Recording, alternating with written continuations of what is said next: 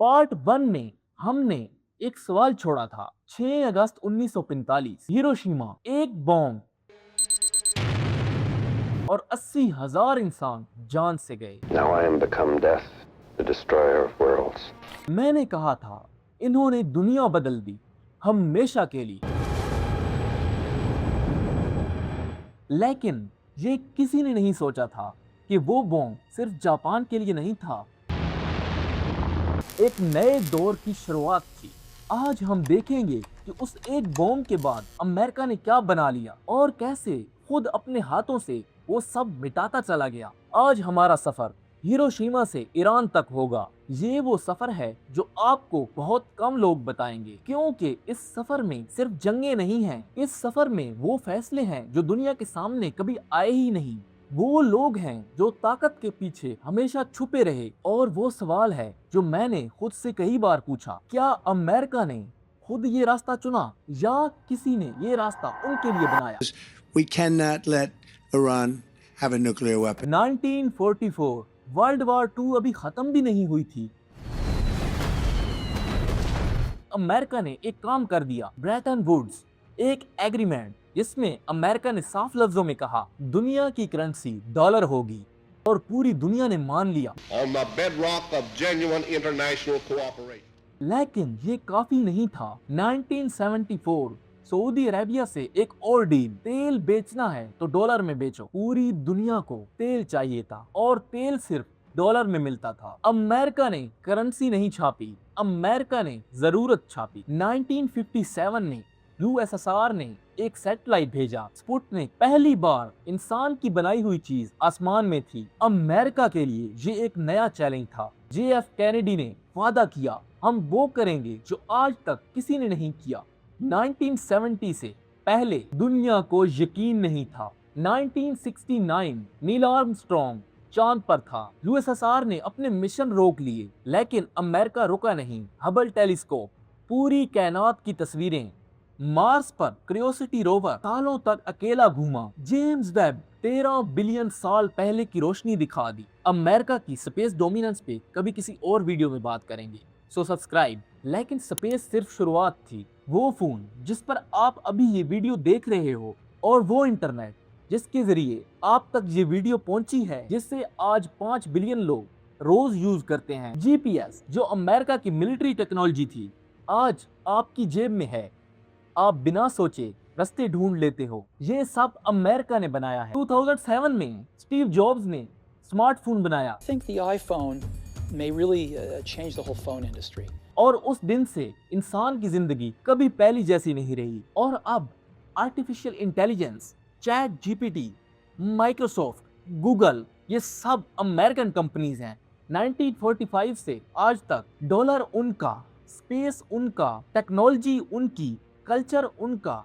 ये था अमेरिका, 20वीं सदी की पहली और इकलौती सुपर पावर। लेकिन ये था अमेरिका का एक चेहरा। दूसरा चेहरा वो था जो दुनिया अब जानती है। Launched Operation Epic Fury.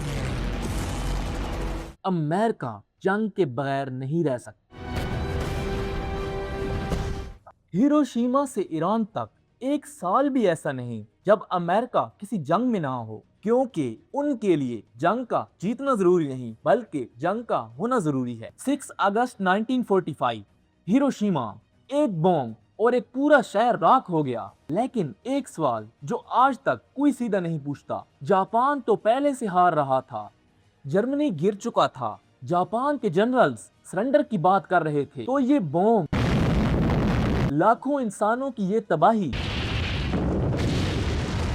सिर्फ जापान को हराने के लिए थी या कुछ और था इसके पीछे? बहुत से हिस्टोरियंस कहते हैं ये बॉम्ब जापान के लिए नहीं था, बल्कि स्टालिन के लिए था। अमेरिका ने जंग जीती, लेकिन एक नया दुश्मन बना लिया, और उस दुश्मन से लड़ते लड़ते कुछ और लोग चुपके चुपके ताकतवर होते जा रहे थे। उनका पहला मौका आया कोरिया में और फिर वियतनाम में। जब अमेरिकन फौजी कोरिया की जमीन पर उतर रहे थे, वाशिंगटन में कुछ लोग कॉन्ट्रैक्ट साइन कर रहे थे। हर बॉम्ब जो गिरा उनके लिए एक इनवॉइस थी।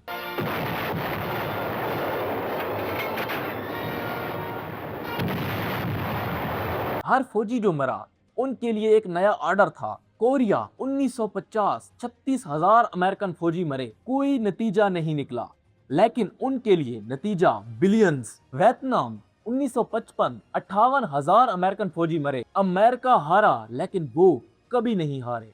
जंग उनके लिए बोझ नहीं थी, जंग उनकी सबसे कामयाब इन्वेस्टमेंट थी। अमेरिका ने कोरिया और वियतनाम में नहीं सीखा तो फिर उन्होंने क्या किया? पपेट रेजीम, दूसरे मुल्कों में अपनी मर्जी की गवर्नमेंट। और पहला शिकार था ईरान। 1953 ईरान में एक इलेक्टेड प्राइम मिनिस्टर था, मुसद्दिक। उसने कहा ये ऑयल हमारा है, हमारे लोगों का है। अमेरिका और ब्रिटेन ने सुना, CIA और MI6 ने मिलकर उस इलेक्टेड प्राइम मिनिस्टर को उसकी अवाम के हाथ से हटा दी और उसकी जगह रजा शाह को बिठाया, जो सिर्फ उनका पपेट था। सवाक शाह की सीक्रेट पुलिस, जो CIA ने खुद ट्रेन की थी, अपनी ही अवाम को अपना दुश्मन समझती थी। ऑयल का पैसा शाह की तिजोरियों में जाता था और अवाम सिर्फ देखती रही, लेकिन अवाम चुप नहीं रही। मस्जिदों में एक आवाज गूंज रही थी, खोमैनी की, जो खुद इराक एग्जाइल में था, लेकिन उसकी कैसेट्स हर घर में पहुंच रही थी। स्टूडेंट्स, उलमा, बाजार के लोग सब एक साथ आ रहे थे। 1978 प्रोटेस्ट हुए, शाह ने गोली चलवाई, आग और भड़क उठी। 26 साल का गुस्सा 1979 में बाहर आया। खोमैनी आया, शाह भागा और अमेरिका निकल गया। 1953 में अमेरिका जीता, लेकिन बाकी जंगों में इतना मसरूफ था कि ईरान में एक बीज पक रहा था खामोशी से, जिसकी खबर उसे 26 साल बाद हुई। 1979 अमेरिका की बनाई हुई गवर्नमेंट, उनके अपने पपेट शाह को अवाम ने निकाल बाहर किया। अमेरिका के लिए ये एक सियासी नाकामी नहीं थी, ये एक जिल्लत थी, और इस जिल्लत का गुस्सा अमेरिका के अंदर सुलग रहा था। तभी उसी साल अफगानिस्तान में USSR की सपोर्टेड गवर्नमेंट गिरने लगी। USSR ने अफगानिस्तान में अपनी फौजें भेजी। कोल्ड वॉर जो पहले से चल रही थी अब और तेज हो गई। अमेरिका के लिए ये वो मौका था जो वो ढूंढ रहा था। USSR को अफगानिस्तान में उलझाओ, कमजोर करो और फिर दुनिया की एक ही सुपर पावर बन जाओ। 1979 USSR अफगानिस्तान में घुस गया। अमेरिका ने देखा, अमेरिका जानता था अफगानिस्तान USSR के लिए वियतनाम बनेगा। CIA ने मुजाहिदीन को वेपन्स दिए, मिसाइल्स दिए, बिलियंस दिए, अपने हाथों से दूसरों की जमीन पर एक फौज तैयार की, और अमेरिका वाशिंगटन की कुर्सी पर बैठकर ये सब देख रहा था। 1989 सोवियत फौज वापस गई और 2 साल बाद USSR टूट गया। अमेरिका ने यहाँ बाजी जीत ली, लेकिन जिन्हें अमेरिका ने खुद तैयार किया था, अब वो अमेरिका की नहीं मानते थे। अफगानिस्तान उनका था और वो इसे अपनी मर्जी से चलाना चाहते थे। अफगानिस्तान में तालिबान हुकूमत कर रहे थे और अमेरिका को ये मंजूर नहीं था, लेकिन कोई बहाना नहीं था सीधा अंदर जाने का। फिर 11 सितंबर 2001 को वो बहाना खुद चल कर आ गया। अमेरिका के लिए ये किसी शौक से कम नहीं था। हजारों लोग मर चुके थे, पूरा मुल्क रो रहा था। अमेरिका ने कहा, उसामा बिन लादेन जो वर्ल्ड ट्रेड सेंटर पर हमले का जिम्मेदार है, The American people need to know we're facing a different enemy than we have ever faced. Afghanistan में छुपा हुआ है, तालिबान उसे पनाह दे रहे हैं, इसलिए अफगानिस्तान पर हमला जरूरी है। The Taliban must act and act immediately. Afghanistan में अमेरिका घुसा तालिबान को हटाने के लिए। 21 साल बाद $3 ट्रिलियन, 500 अमेरिकन फौजी, और 2021 में अमेरिका वापस चला गया। तालिबान जो 2001 में भी था, 2021 में था और अब भी है। 21 साल, $3 ट्रिलियन और नतीजा सिफर। लेकिन अमेरिका रुका नहीं। 2003 इराक बहाना, इराक के पास मास डिस्ट्रक्शन वेपन है। Saddam Hussein and his regime are concealing their efforts to produce more weapons of mass destruction. पूरी दुनिया को बताया गया, UN में प्रेजेंटेशंस दी गई, इराक पर हमला हुआ, सदाम को फांसी दी गई। الحكم على المدان صدام حسين المجيد بالإعدام شنقا حتى الموت. पूरा मुल्क तबाह हो गया और वो वेपन्स जो दुनिया को बताए गए थे कभी मिले ही नहीं। ऑयल अमेरिकन कंपनीज को मिला, लेकिन एक चीज अमेरिका ने एक्सपेक्ट नहीं की थी, इराक जिसने ईरान से जंग लड़ी थी अमेरिका के कहने पर, आज वो ईरान का दोस्त है। अमेरिका ने इराक को अपने हाथों से ईरान को गिफ्ट कर दिया। तेल मिल गया, लेकिन ईरान की proxy Iraq, Yemen, Syria, Lebanon हर तरफ एक्टिव हो गई।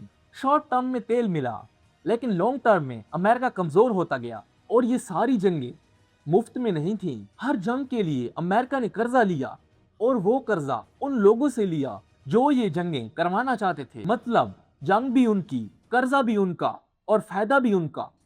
40 ट्रिलियन डॉलर्स, ये सिर्फ कर्जा नहीं है, ये उन लोगों की सबसे बड़ी कामयाबी है। और आज 2026 में वो अमेरिका जिसने 1945 में पूरी दुनिया को अपने घुटनों पर झुकाया था, ईरान उसके लिए मीम्स बना रहा है। If Iran doesn't come to negotiate, we're going to bomb them. China technology में अमेरिका को पीछे छोड़ चुका है। ईरान और चाइना खुल्लम खुल्ला युआन में ट्रेड कर रहे हैं, डॉलर को बाईपास कर रहे हैं। रशिया ईरान को खुल्लम खुल्ला हथियार दे रहा है। अमेरिका कुछ नहीं कर पा रहा। गल्फ, नेटो सब चाइना की तरफ जा रहे हैं। यूरोप जो कभी अमेरिका का सबसे बड़ा दोस्त था, ग्रीनलैंड के मामले पर अमेरिका से तंग आ चुका है। वेनेजुएला, अमेरिका ने एक मुल्क के लीडर को उठा लिया, पूरी दुनिया गुस्सा हो गई। 40 ट्रिलियन डॉलर का कर्जा, 10 लाख अपने ही लोग अपनी ही सड़कों पर बेघर। अमेरिका शायद मिडिल ईस्ट से निकल जाए, लेकिन ये वापसी सिर्फ एक जंग से नहीं होगी। ये उस सुपर पावर की आखिरी अपीयरेंस होगी जो 1945 में पूरी दुनिया पर छाई थी। 1945 में एक मुल्क ने पूरी दुनिया को अपने घुटनों पर झुकाया। 2026 में वही मुल्क अपनी साख खोता जा रहा है और दुनिया में नई ताकतें उभर रही हैं। चाइना, रशिया, ईरान जो कभी अमेरिका से डरते थे, आज उसका मजाक उड़ाते हैं। तो सवाल वही है जो हमने शुरू में पूछा था, क्या अमेरिका गिर रहा है या गिराया जा रहा है? जवाब आप खुद डिसाइड करें।